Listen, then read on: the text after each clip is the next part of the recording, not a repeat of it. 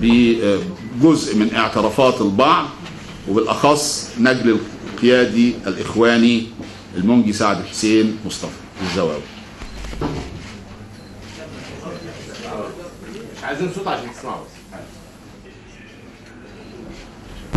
صوت يا فرد من أفراد تنظيم انصاف بيت المقدس. فرد من أفراد تنظيم بيت المقدس وساكن في القاص الدقهلية. مسؤول الحرق المباشر هو مصعب اسمه الحقيقي اسمه الحرق بن ناصر. فرد من أفراد تنظيم انصاف بيت المقدس. فرد من أفراد تنظيم بيت المقدس وساكن في القاص الدقهلية. مسؤول الحرق المباشر هو مصعب اسمه الحقيقي أحمد السيد. اسمي يحيى المنجي سعد حسين. اسمه الحرق بن ناصر. فرد من أفراد تنظيم انصاف بيت المقدس. فرد من أفراد تنظيم بيت المقدس وساكن في القاص الدقهلية. مسؤول الحرق المباشر هو مصعب اسمه الحقيقي أحمد السيد. حضرتك أنا انضميت للتنظيم ده بعد ثورة يناير، بعد أحداث محمد محمود تقريبا، ورحت اتدربت في سينا لمدة أسبوعين، وبعد كده جينا استقرينا في البلد. في ناس جت من سينا منهم أبو عبد الله وأبو محمد، دول ناس في قادة التنظيم، وكونوا الأول هنكون مجموعة في المنصورة.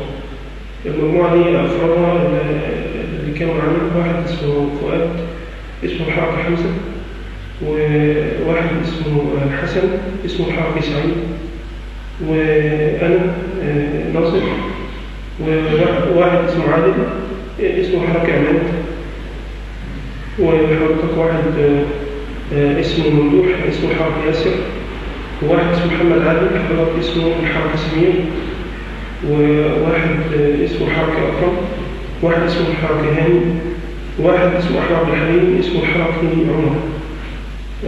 حضرتك الناس دي عملت عمليات اللي أنا هسردها دي.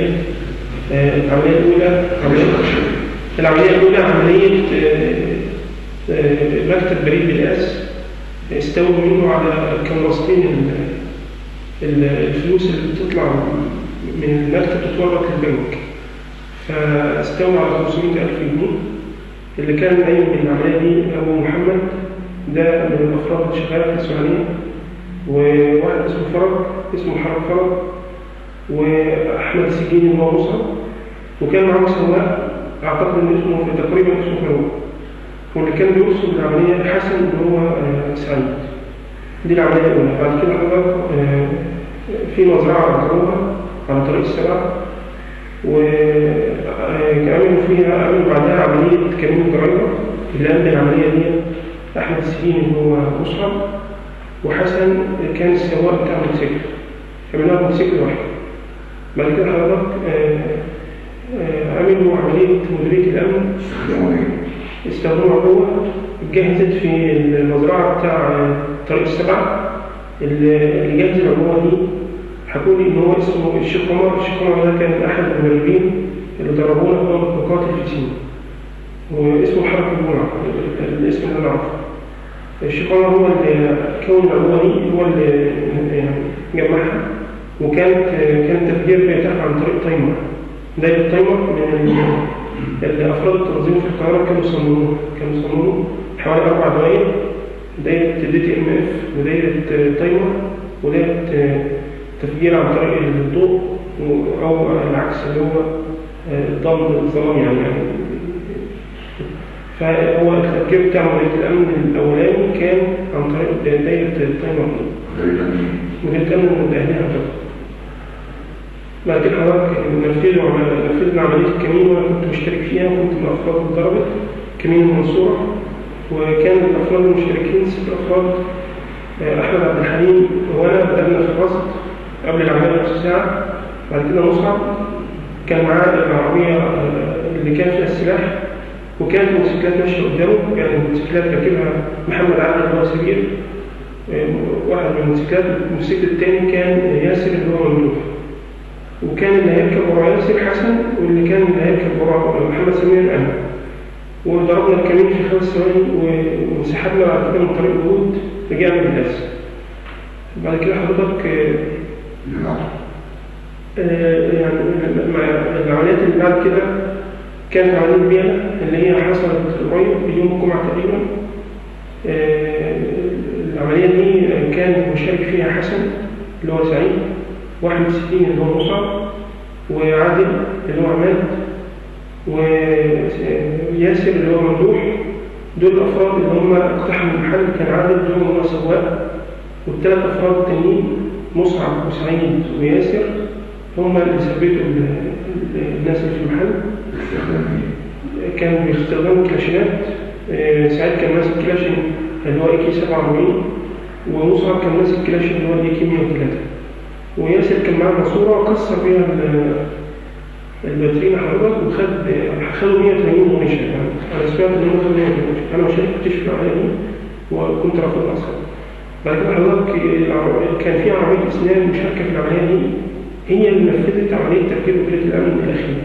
العربية دي كانت عربية ربع نقل بيضاء نمرها الشرقي، كان دورها في العملية بتاع البيئة كعربية إسنان. هي اللي فتحت لهم الطريق لما الناس اتدمروا كده. كان فيها شخصين ضربوا بالكلاشينات فالناس مشت، وفتحت الطريق للعربية والطيارات.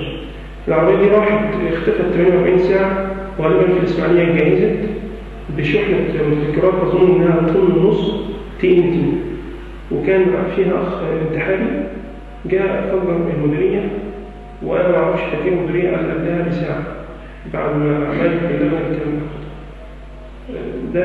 كل اللي أنا أعرفه عن تنظيم إصابة المقدس. في واحد تاني لسه فيها اعترافات تانية يعني لو عادي نسمعها يعني. عادي بعد خلاص ساعات. اتفضل.